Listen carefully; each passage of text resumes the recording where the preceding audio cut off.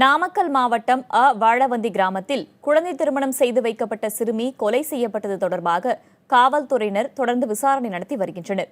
இதுகுறித்த தகவல்களை தருகிறார் நமது செய்தியாளர் துரைசாமி.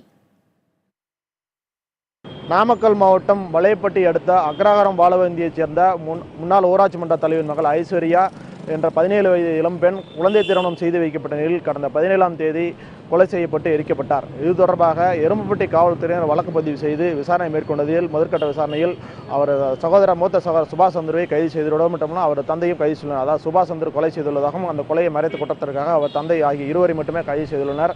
இது தொடர்பாக தொடர்ந்து விசாரணை எடுத்து வரும் காவல்துறை இந்த கொலையில் அவர் தாயார் ராஜம்மாளுக்கும் தொடர்புள்ளதாகவும் விசாரணை மேற்கொண்டுள்ளதோடு மட்டுமல்லாமல் இது தொடர்பாக அந்த ஆட்டோ ஓட்டுநர் மற்றும் ஆம்புலன்ஸ் ஓட்டுநர் மற்றும் அந்த பெண் திருமணம் செய்து பெண்ணின் குடும்பத்திடம் தொடர்ந்து காவல்துறையினர் விசாரணை நடத்தி வருகின்றனர்.